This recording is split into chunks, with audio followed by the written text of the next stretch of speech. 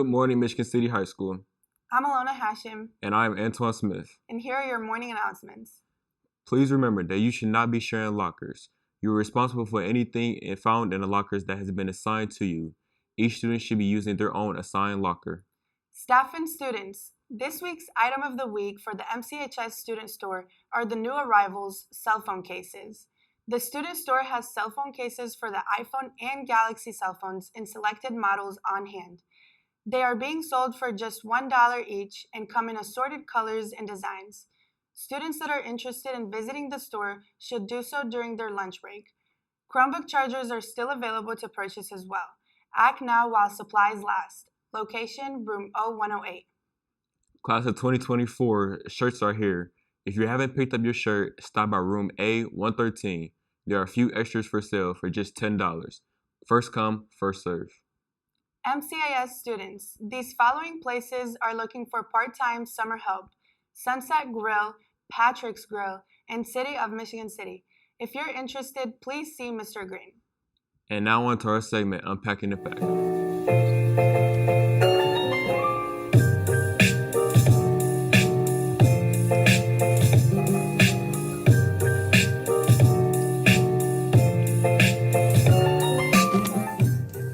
And I'm here with Mr. Green, Assistant Principal of MCHS, and we're here to ask him a few questions. How are you doing today, Mr. Green? All right. Hello, everyone. I'm good. Thank you for asking. So can you tell us what exactly you do being an assistant principal here? Wow. That is complex. Primarily, we're here to form positive relationships with students and with the staff. Even though it looks like all we do all day is say get out the hallway and go to rec, that's really just a small component of our job. Really, we're just here to make sure that the students are successful academically, social, emotionally. We give support there. And some of you guys know that. You may see me in the hallway, stop in the hallway, and you want to have a conversation. And we try to help with minor conflicts, student conflicts, things like that. More complex things, we have success coaches and counselors for, but we do some of the preliminary stuff there. And while we're in the hallway and people think we're just out there to sweep, really just out there to form relationships with the kids so we know who you are, what your concerns are, what your hopes and dreams are, and how we can help assist you and help you to be successful in the building. Okay. Can you tell us how long you've been working in the MCHS area? In this district, it seems longer than it's been, but I believe it's only been 4 years, maybe 5, but I think it's 4, but it seems so much longer because I've been in multiple buildings. Okay. Can you tell us something you love to do every day when you come to work? Something I love to do? Talk to the kids, giving fist bumps. That's important, just talking, having conversations with the kids, finding out who they are, the things they like to do, what's going on with them, and also celebrating our students who are going on after high school to college, going into the workforce, and just celebrating those accomplishments because I think those are important. All right, that's cool. All right, in the email we sent you, you mentioned that you like to travel. Can you tell us your favorite place that you've been? Wow, any beach, I'll just be honest. I think I said in the email, my wife and I, we are beach bums. So I love the Gulf Shores area because it's close to New Orleans, but then it's also close to Pensacola Beach, which we love that area, but also like Myrtle Beach as well. Those are favorite areas. And Fort Myers Beach. I don't know which one I like more out of those 3. I can name some other places, but the big 3 right now are Gulf Shores, Fort Myers Beach, and Myrtle. So, Mr. Green, you have a busy life at school. Can you tell us a little bit about your family? Sure. I've been married to my wife for 33 years. We've been together for 35. We have 5 children. I have 4 daughters and a son. 2 of my daughters actually live in Michigan City, which is kind of nice. One is in the pharmaceutical industry. She works for a pharmaceutical company. One is a teacher, teaches 5th grade. Both of them live here in Michigan City.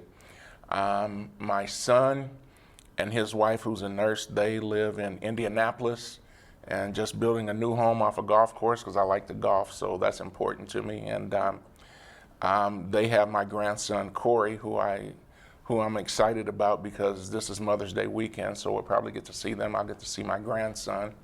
And my daughter, who's a teacher, is pregnant with our second grandchild. So I am a parent and a grandfather.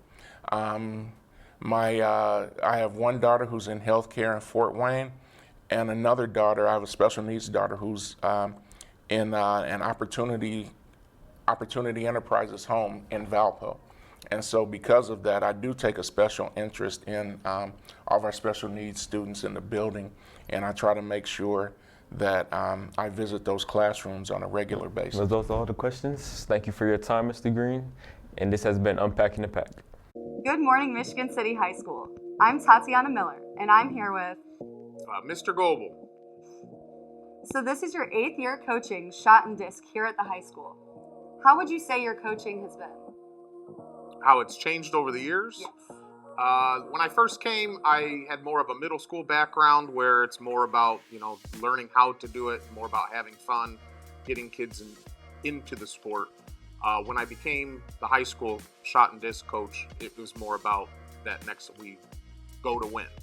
That's what we compete for. So competing for winning, and then going up against other schools in the Duneland, taking kids to state and regionals and sectionals.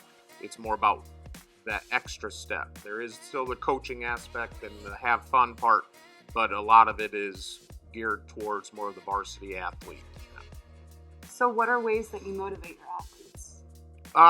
We're always together. If you ever been in a sport or you coach a sport, we're with each other for a long, long time. So it's that motivation usually comes hopefully from the student, but I try to push it to say, we keep track of where the other people in our state have been, where they're throwing. We have a running list, a running tally of the distances and so on, so we kind of push that. So it's like a running tally. It's a motivation of their own. Are your practices usually the same, or do they change day to day? Typically, they are the same. We are kind of weather dependent with the shot put and disc, being outside. If it's raining or snowing, not so much the snow, but the raining, if it is wet, the instruments can get kind of slippery and kind of dangerous, or the spinning. When we're inside, we don't have a field house like the other Duneland schools. That is one part where, in the future, I would love to have that so we could be more competitive on the indoor type of shot put and disc. That's probably practice-wise is usually the same. You throw pretty much until your arm feels like it's going to come off. So that's pretty much it. So, do you have any advice for our other athletes here at the school? My advice for athletes is to do something you enjoy to do. Don't do it just because other people necessarily are doing it. If you enjoy it, I think you're more likely to put more of the effort in it. And it is the effort. The effort you put in is the effort you get out. If you skip practice, which students tend to do sometimes, or you put other types of things, if you are wanting to be an athlete, you are there every day. You put the preseason in there, work, you are coming to practice every single day, you are staying for the entire practice, and you are practicing. It's not just coming to hang out with your friends and not work. You have to put the work in. And I think in years past, I've had some athletes that have gone to state and done quite well, and they did put the work in. If you don't put the work in, then you don't get that out. And if that's what you want to do later on, if you want to be, you want to go to college on one of these things, a scholarship, you have to put the work in, because the college coach is not going to want to put a scholarship in your hand if you are not willing to put that extra work. And it's not something you can just turn a switch on and say, when I get to college, I'm going to start. It is, there are people, if you want to be a good basketball player, a good football player, a wrestler, and track athlete, you have to put the time in, and you just have to do it. If you don't do it, your natural ability might get you a point in a game, or might get you, some playing time, but it's not going to sustain you in the long haul. So thank you, Mr. Goebel. Hi guys, welcome back to Senior Shoutout. Today I am here with Declan Rice. I'm the president of National Honor Society and cadet commanding officer of ROTC. All right. I'm just going to be asking you a few questions if you don't mind. All right. So my first question to you is, what is your rank in ROTC and what does it mean in simple terms? I am a cadet major, which means I am the highest ranking cadet. So we have a senior Marine instructor and a Marine instructor who are Master Sergeant and Major, who run the logistical and teaching side of it. And then I run pretty much the day-to-day, and our drill team that competed this year, I got to command all of that, and that was pretty fun. That's 5 different events. It's kind of like a track and field meet. So you have 5 different events, and we compete in them all, and we brought home some trophies this year. That's really cool. Yeah. That's very impressive. So are you considering pursuing a career in the military after graduation? Yes, I'm going to go to college first so that I can go in to the military as an officer. I'm thinking about doing the Marine Corps as a combat photographer. I want to get my college degree in special education, and I'm heading to PNW in the fall. That's really amazing. Good luck to you. So what is involved in being the president of National Honor Society? Well, first you have to be a member of National Honor Society, and then it's a lot of logistics. So you have to have 5 recyclings, 5 peer tutorings. I run the recycling part of it all, so we take recycling out on Wednesdays. And then I helped Ms. Kovalchuk set up the community cleanup that we did a couple weekends ago. And then it's just the logistical side. We have a spreadsheet of how many hours and things that people need, because National Honor Society isn't just academics, it's also community service. So I help make sure that everybody has all their stuff, that they're provided opportunities to have all their stuff, and that they're on track to get their tassels and cords at the end of the year. That's really amazing. Yeah, it's really exciting. It's a lot that you take care of. It's a really exciting process, and it's fun. Hopefully everybody's on track. So Declan, what is advice you'd like to give our underclassmen? To the underclassmen, my advice is the same as Coach Shaman gave you on freshman orientation day. Don't leave the high school at 2:15. Find an extracurricular activity, find something to do.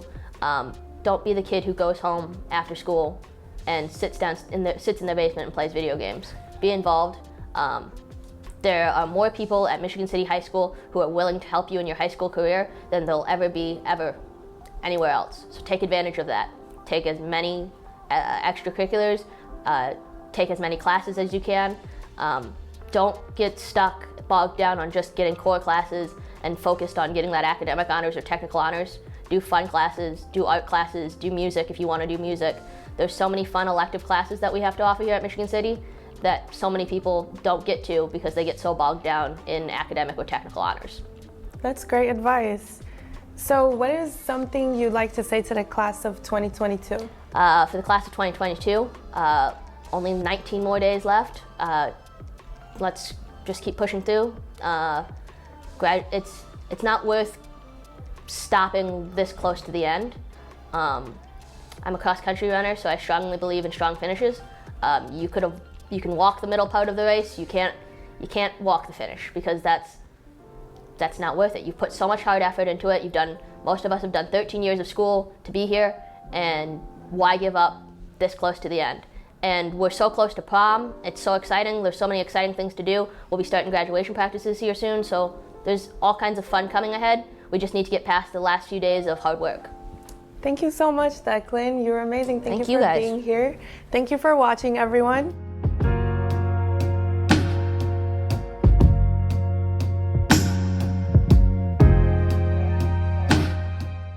This week's featured artist is Audrey Marsh.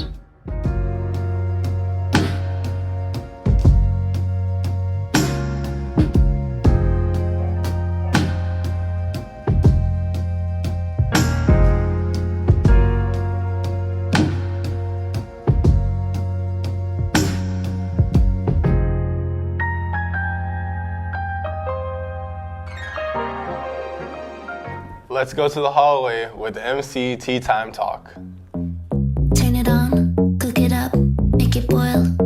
soak. Is it hot? What has a head, a tail, but does not have a body? A river. A river? A coin.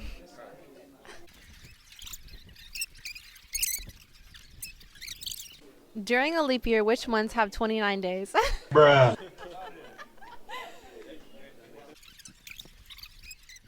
During a leap year, which months have 29 days? February. February? No. It's all of them. Oh.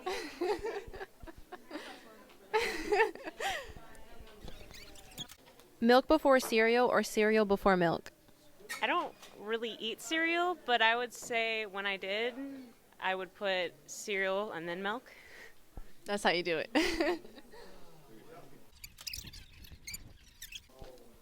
What letter is not in the name of any of the 50 states? Q. Good job.